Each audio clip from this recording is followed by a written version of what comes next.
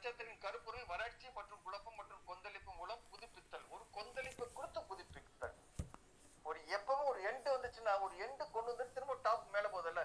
இப்போ bottom most July 22 bottom most Arudra நட்சத்திரம் bottom most அதுல இருந்து டக்குன்னு மேல போகுது.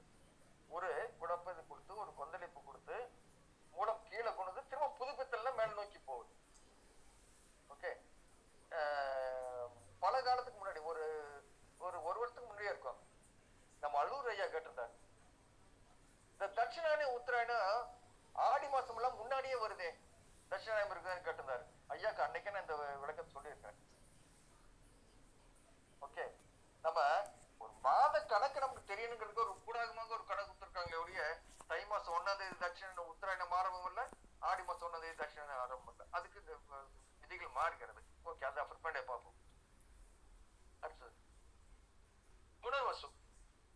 புனர்வசு என்பது 5 நட்சத்திரங்களை கொண்டது. இது எப்படி இருக்குதுன்னா வில் போன்ற அமைப்பு. வில்லுன்னு என்ன மாதிரி வில்லு? பூமராங். நீ என்ன செய்யறியோ அது உனக்கு திரும்பி வரும். நீ நல்லது செஞ்சா அது நல்லது திரும்பி வரும், நீ கெட்டது தூக்கி அடிச்சுன்னா கெட்டது திரும்பி வரும். இதுதான் புனர்வசு நட்சத்திரம், பூமராங். ஓகே, இந்த 5 நட்சத்திரங்கள் இங்க ரெட்டு போட்டு பாருங்க. இந்த 5 நட்சத்திரங்கள் இது பாத்தீங்கன்னா பூமராங் டைப்ல இருக்கு இந்த வடிவம். இது வில் ஓடம். புனர்வசு என்றால் மீண்டும் நல்லவராக மாறுதல். அதாவது நீங்க என்ன தூக்கி எறியறியோ அந்த பூமராங் தூக்கி எறிங்கன்னா அது அப்படியே ஒரு ரவுண்ட் வச்சு அந்த வேலைக்கு கரெக்டா விட்டோம். என்ன அர்த்தம்? நீ நல்லது தூக்கி எறிந்தா நல்லது செஞ்சுட்டு நல்லதா வரும், நீ கெட்டது தூக்கி எறிந்தா கெட்டதோடு சேர்த்து உங்ககிட்ட கெட்ட வரும். ஓகே, மீட்டெடுத்தல் மற்றும் மறுசுழற்சி. இந்த நட்சத்திரம் பாரம்பரியமாக அன்புகளால் குறிக்கப்படுகிறது. மந்திர ஆயுதங்கள் பணி நிறைவேற்றிய பின் திரும்பும். இது மந்திர ஆயுதம் மாதிரி வேலை முடிஞ்சோன்னா ஆட்டோமேட்டிக்கா திரும்பி உங்ககிட்ட வந்துடும். ஓகே, இது இந்த நட்சத்திரத்தினுடைய குறியீடு. அடுத்து புஷ்ய நட்சத்திரம். இந்த புஷ்ய நட்சத்திரத்துக்கு 4 நட்சத்திரங்கள். இந்த 4 நட்சத்திர கூட்டங்கள் இந்த நட்சத்திரத்துக்குள்ள இருக்குது. ஒரு நட்சத்திரம் இல்ல, முதல் ஒரு நட்சத்திரம் புரிஞ்சுக்க. அந்த டியூரேஷன் அந்த சந்திரன் இந்த இதுக்குள்ள போறதுக்குள்ள அந்த இருக்கக்கூடிய நட்சத்திரங்கள் தான் இது. இது அம்பு போன்றவும் வெண்சங்கு போன்றவும். யார் இது? யாரோ ஒரு டிஸ்டர்பன்ஸ் வருது.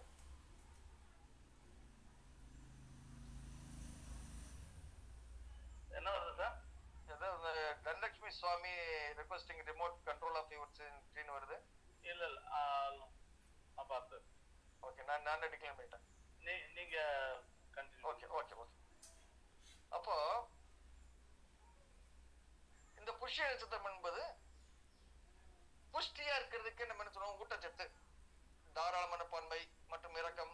அதன் சின்னம் ஒரு வட்டம், ஒரு சக்கரம், ஒரு துளிப்பால், ஒரு தேங்காய் அல்லது சந்திரன், உள்ளே மடும் தாமரை. இதுக்கு உண்டான டெஃபினேஷன்ல அடுத்த கிளாஸ்ல கொடுத்தாரு. இப்போ டைம் கொஞ்சம் ஷார்ட்டா போயிருக்குன்னா டக்கு டக்குன்னு ஜம்ப் பண்ணிடுறேன்.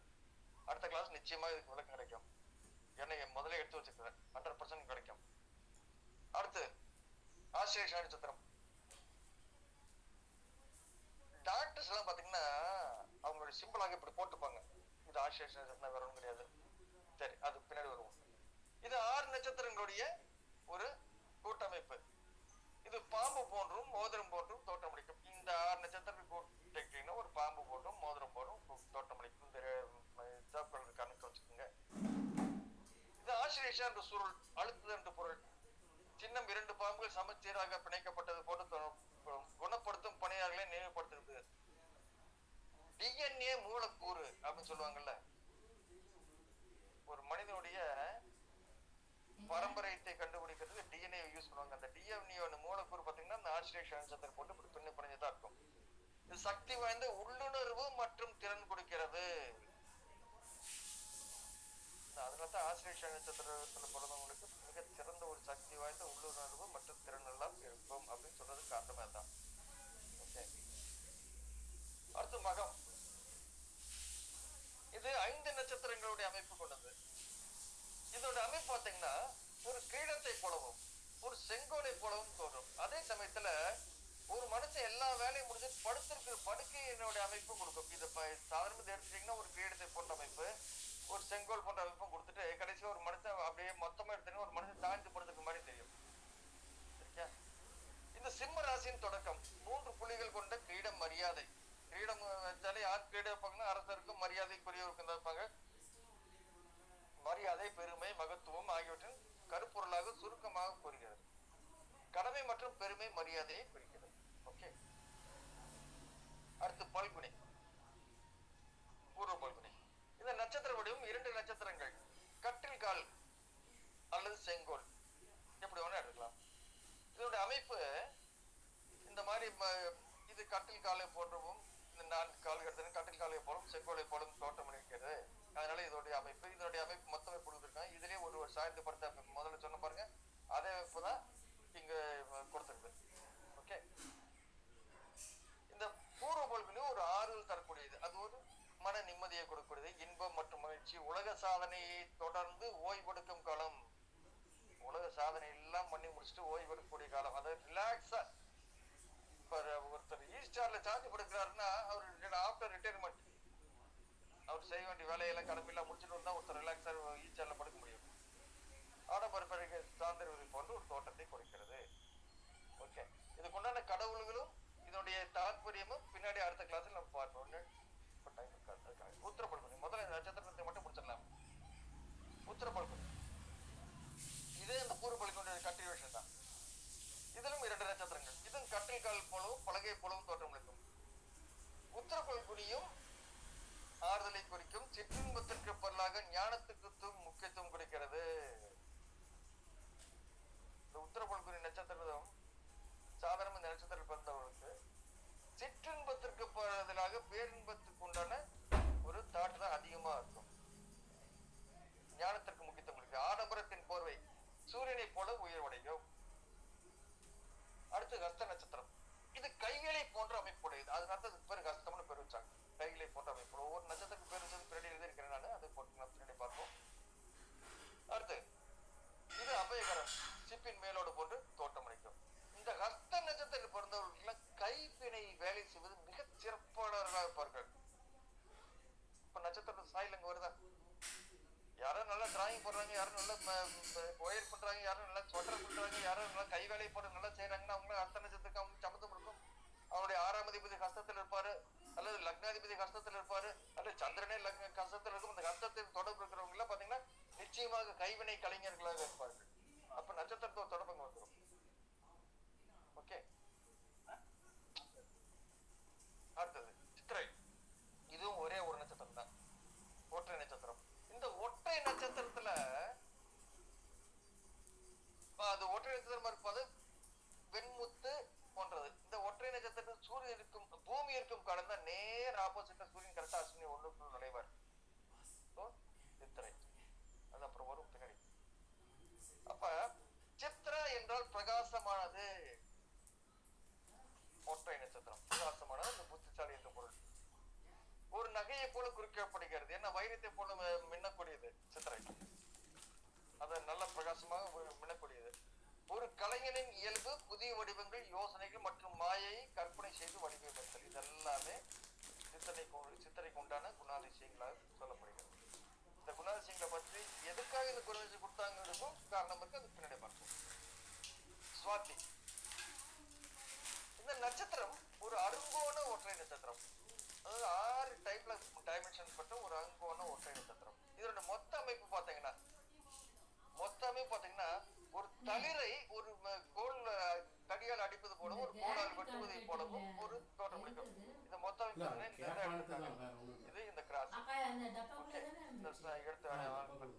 சுவாதி பொதுவாக ஒரு இளம் தாவரத்தின் காற்றால் அல்லது வாளால் வீழ்த்தப்பட்டது போல ஒரு தோற்றம் அளிக்கிறது. இந்த சினம் 2 கருக்களையும் இணைக்கிறது. அதாவது 2 கருக்களையும் இணைக்கிறது. ஒரு ஆண் ஓகே. காலபுருஷனுக்கு எத்தனை பாவத்தில் இருக்குது? 7ஆம் பாவத்தில் இருக்குது. 2 கருக்களையும் இணைக்கிறது.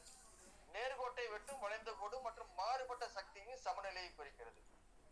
சுவாதி நட்சத்திரத்தில் பிறந்தவங்க அனுசரிப்பு, நெகிழ்வு, ராஜதந்திரம் மற்றும் மிதமானது. இப்ப எல்லா ரோடுகளும் கிராஸ் கட் ரோடுன்னு சொல்லுவாங்க பாருங்க. ஒரு ரோடு ஸ்ட்ரைட்டா போகும், ஒரு ரோடு கட் ஆகும். இந்த ரோடு எல்லாமே சுவாதி நட்சத்திரத்துடைய தாக்கத்தில் இருக்கும். அதனால அதுக்கு ராகு சின்னமாக ராகுடைய தன்மையுடன் இருக்கும் சொல்றது. ரெண்டாவது சமரசங்களுக்கும் தொடர்புடையது. காம்ப்ரமைஸ் போறதுக்கும் இந்த நட்சத்திரம் சிறப்பாக. அதனால்தான் துலா ராசி அங்க இருக்கு. துலா ராசிங்கிறது என்ன? துலா கோள் நியாயம், நீதி, நேர்மையெல்லாம் சமமாக இருக்கணும்னு நினைக்கிறது. அதுல இருக்கு மையமா இருக்கக்கூடிய நட்சத்திரம் இது. சமரசங்களுடன் தொடர்புடையது. ராசிக்கு காரகத்துமே இந்த நட்சத்திரக்காரத்து ஒரு நட்சத்திரம் கொடுத்துருக்காங்க. நீங்க அதை ரெண்டையும் எடுத்து பாத்தீங்கன்னா இந்த ராசி காரகத்துவங்கிறது ராசிங்கிறது வெற்றி வெளி நம்ம போட்ட கோடு. அதுக்குள்ள இருக்கக்கூடிய நட்சத்திரம் காரங்கள் தான் அந்த காரகத்துக்கு வந்து ராசிக்கு காரகத்துவமா கொடுத்துருக்குறோம். இதை விட்டு நம்ம ஜோதிடம் பார்க்க முடியாது. ஓகே, அடுத்து விசாக நட்சத்திரம். இது 4 நட்சத்திரங்கள் கொண்டது. ஒரு தோரணம் போன்ற அமைப்பு, ஒரு முன்வாயிலில் கட்டக்கூடிய ஒரு தோரணம் போன்ற அமைப்பு, முரத்தை போன்றும் இருக்கிறது. விசாகத்தின் சின்னம் வளைந்த சின்னம், 2 கிளைகள். விசாகம் ஒற்றை கருத்துடன் தொடர்புடையது. நீங்க பாத்தீங்கன்னா இந்த 2 பக்கம் இருந்து கடைசியில ஒற்றை இதுல போய் முடியுது. அப்படிங்கறதுனால ஒற்றை கருத்துடன் தொடர்புடையது. ஒரு இலக்கை நிர்ணயித்து அந்த இலக்கை சந்திக்க வேண்டி வலிமிகுந்த தியாகம் செய்யும். இவர்கள்லாம் ஒரு இலக்கை நிர்ணயிச்சாங்கன்னா அந்த இலக்கை சென்று அடைவதற்கு நிறைய வேதனைகளையும் வழிகளையும் சந்திச்சு அந்த கண்டிப்பா சாதனை செஞ்சிருவாங்க அப்படிங்க சொல்லக்கூடியதான் இந்த நட்சத்திரம். அடுத்து அனுராதா நட்சத்திரம். மகா பெரியவா நினைச்சுக்கோங்க. ஏன்னா அவர் அனுஷ நட்சத்திரம், அனுராதா நட்சத்திரம். அவங்களுக்கு அவர் எப்படி இருந்திருப்பாருங்கிறது இந்த நட்சத்திரத்தில் கொடுத்த குணாதிசயங்களை கொஞ்சமாவது அவருக்கு மாறுதான் பாருங்க.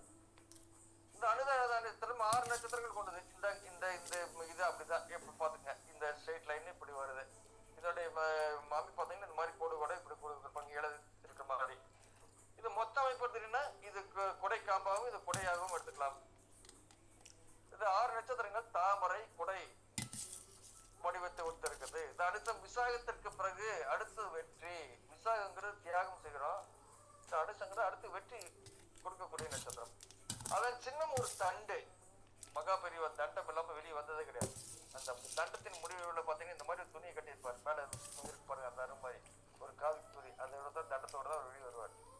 தண்டு ஒரு மந்திரவாதி மந்திரக்குள் அந்த வாக்கிங் ஸ்டிக் போன்றது. தத்துவம் சிறந்த தத்துவ ஞானி மகா பெரியவா.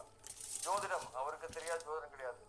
பயணம் அவர் ஒரு இடத்துல ஒரு நாள் கூட கண்டினியூஸா உட்கார மாட்டாரு, பயன்படுத்திட்டே இருப்பாரு. மரியாதை யாரும் சொல்ல வேண்டிய அவசியமே இல்லை. பிரமிப்பு அவரோட பார்த்து அத்தனை பேரும் பிரமிக்கிறோம். சோ சரியான விசாக நட்சத்திரத்துக்கு எக்ஸாம்பிள் அவர் ஒருத்தர் தான். இப்ப நட்சத்திரம் இப்ப இங்க இல்லைன்னு சொல்ல முடியாது.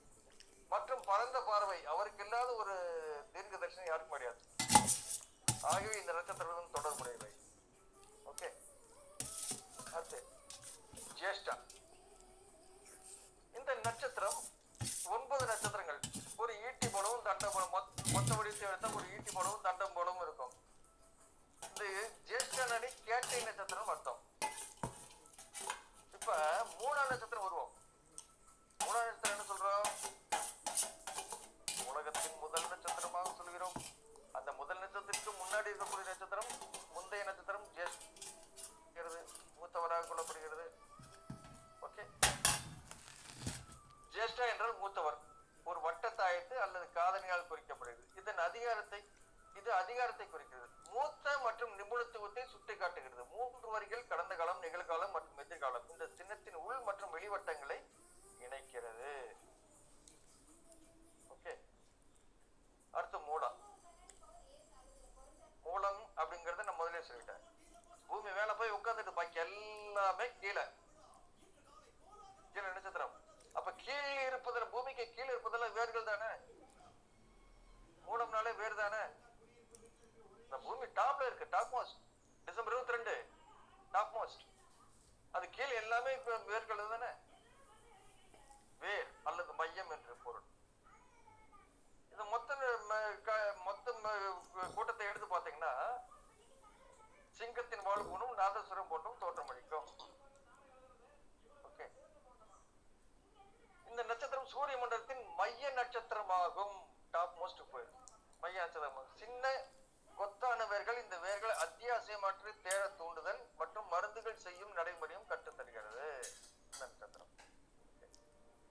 பூர்வாஷாட நட்சத்திரம். இது 4 நட்சத்திரங்கள். மாட்டின் கொம்பு கை விசிறியை போன்றது. இந்த கை விசிறியை கொண்டு நீங்க நெருப்பையும் விசிறி விடலாம் அணையாம. ஒரு வெயில் படாம சுகத்தையும் கொடுக்கலாம். உங்களை நீங்க மறைச்சுக்கவும் செய்யல, கை விசிறியில. எல்லா காரியத்தும் அந்த மனுஷனுக்கு வந்துடும். நல்ல நிலைமையில இருந்தா அவர் வந்து உங்களுக்கு விசிறி விட்டு எக்ஸாமினை வீசி விட்டு உங்களை ஒரு பதில தன்னை சந்தோஷப்படுத்திக்குவாரு, மகிழ்ச்சியா இருப்பாரு. கொஞ்சம் ஒரு மாதிரி இருந்ததுன்னா நெருப்பை தூண்டி விடக்கூடிய மனிதரா இருப்பாரு, தேவையில்லாம சண்டை தூண்டி விடக்கூடியது. ஓகே, இன்னும் கொஞ்சம் மேல அவமானத்தால் மூஞ்சி மறைச்சு போயிடுவாரு. இது எல்லாமே நடக்கும். ஓகே, அடுத்தது மகிழ்ச்சி, நம்பிக்கை, அழகின் மகிழ்ச்சி இருக்குது. அதன் சின்னம் கடற்பாசி ஒத்து இருக்கு, ஜீவநீரிலிருந்து வெளிப்படுது. சின்னம் விசிறியும் ஒத்திருக்கிறது. விசிறி பல தாக்கங்களை கொண்டது. நெருப்பை விசிறிட, உணர்ச்சியுடன் வைத்திருக்க, குளிர்விக்க, உயிர் வாழ, ஒரு அலங்கார பொருளாக, கலையை ரசிக்க, அல்லது ஒருவருடைய முகத்தை மறைக்க, இது எல்லாத்துக்குமே இது யூஸ் ஆகுது. ஓகே, அடுத்தது உத்தராஷாடா. இந்த நட்சத்திரம் பாத்தீங்கன்னா இங்க சென்டரா வச்சுக்கோங்க, இந்த இருக்குது. இதோட மொத்த வடிவம் இந்த மாதிரி இருக்கும். இந்த நட்சத்திரம் 4 நட்சத்திரங்கள் கொண்டது. முறம் கதவு போன்றது. அதே சமயத்துல தற்போதைய அரசின் சின்னமான உதயசூரியன் சின்னத்தை போலவும் காட்சியளிக்கும். ஓகே, உத்திராடம். உத்தராஷாடா வெல்ல முடியாத ஒன்று. உத்தராஷாடா வெல்ல முடியாத ஒன்று. அடுத்தது உண்மை மற்றும் மன உறுதி, உறுதிப்பாடு மற்றும் நல்லொழுக்கத்தை காட்டுகிறது. சின்னம் ஒரு பிரமிடை குறிக்கிறது, சத்தியமயமாக்கலை குறிக்கிறது. 2 யானை தந்தங்கள் விநாயகரை குறிக்கும், தடைகளை அகற்றுபவர். அதன் ஆளும் தெய்வம் மற்றும் சூரியன் உதயத்தை குறிக்கிறது. ஓகே, அடுத்தது ஸ்ராவணா. இது 6 நட்சத்திரங்கள். ஸ்ராவண 6 நட்சத்திரங்கள். திருவோணம். ஸ்ராவணம் என்றால் கேட்பது. ஸ்ராவன் அப்படின்னாலே கேட்பது. இது பிறர் சொல்லை கேட்பது, ஒருவரின் குரலை உள் தொடர்புடையது. காது போட்ட அமைப்பு, காதணி போன்ற அமைப்பு, இதெல்லாம் எப்படி வேணா வச்சுக்கோங்க. இந்த சின்னம் முழு நிலவு மற்றும் பிறைச்சந்திரன் மற்றும் 3 சின்ன வட்டங்களால் குறிக்கப்படுகிறது. 3 சீரற்ற காலடிகள். இந்த வட்டங்களை பெரிய வட்டத்துடன் இணைக்கும் கோடுகள். பேச்சாளர்களும் கேட்பவர்களுக்கும் இடையிலான தொடர்பை குறிக்கிறது. சிராவன் என்பது கேட்பதாக இருக்கும், பேசுவதற்கும் இருக்கும். ஓகே, சிராவன். அடுத்து தனிஷ்டா. இந்த தனிஷ்டா நட்சத்திரம் பாத்தீங்கன்னா இது அப்படியே இந்த வடிவத்தை எடுத்து பாத்தீங்கன்னா ஒரு உரல் போன்று இப்படி இருக்கு. நிமித்தி இப்படி வச்சீங்கன்னா உரல் போன்று இருக்கும், முரசு போன்று தோற்றம் அளிக்கும். இது அப்படியே எல்லா கோடு இந்த சைடு கோடு போட்டீங்கன்னா 8 முக்கோணங்கள் அது கூட வந்துடும். சோ இதோடைய தெய்வத்தை அஷ்டவசுன்னு சொல்றாங்க. 8 முக்கோணங்கள் இதனுள் வருவதுதான் அஷ்டவசு. ஓகே, நட்சத்திரம் 4 நட்சத்திரங்களும் முரசு உரல் போன்றது. அவிட்டம் தனிஷ்டா ஒரு ட்ரம் மூலம் குறிக்கப்படுகிறது. தைரியம், இசை மற்றும் நடனத்துடன் தொடர்புடையது. ஏன்னா முரசுல தான் இசை, நடனம் எல்லாமே இருக்கும், அதுக்காக தொடர்புடையது. இந்த நட்சத்திரத்தில் உள்ள 8 முக்கோணங்கள் 8 வசுக்களை, தேவதைகளை குறிக்கிறது. அடுத்து சதபிஷா. சதைங்கிறது 100 நட்சத்திரங்கள். மொத்தம் 100 நட்சத்திரங்கள் இருக்கக்கூடிய கசகசங்க தானே இருக்கக்கூடிய நட்சத்திரங்கள். மலர் மாலை, மலர் வளையம் எல்லாமே சதபிஷ நட்சத்திரம். சதபிஷா என்பது 100 குணப்படுத்தல். பொதுவாக வெற்று வட்டத்தால் குறிக்கப்படுது. வட்டத்திலிருந்து வெளிப்படும் 4 மின்னல்கள் எல்லா விஷயங்களும் இருக்கும். நுட்பமான மின்சக்தியை குறிக்கும். இந்த சிறிய வட்டங்கள் ஒரு அணுக்கருவை மற்றும் சுற்றும் எலக்ட்ரான்கள். இந்த சின்னம் ஆமை போன்றது. இது பெரும்பாலும் விசித்திரமான தன்மைப்படுத்தப்பட்டது. அறிவியல் மற்றும் மாய நட்சத்திரம்.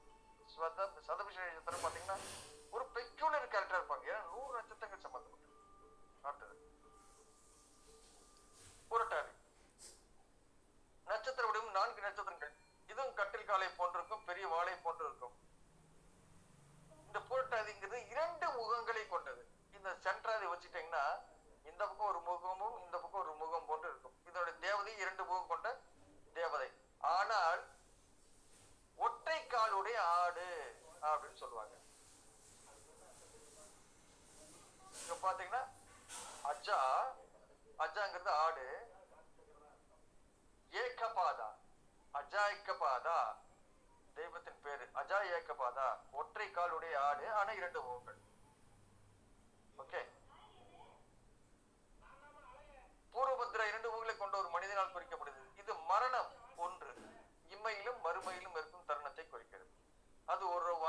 துண்டிக்கப்படுவதை குறிக்கிறது. இந்த சின்னம் 2 அம்சங்களையும் ஒருங்கிணைக்கிறது.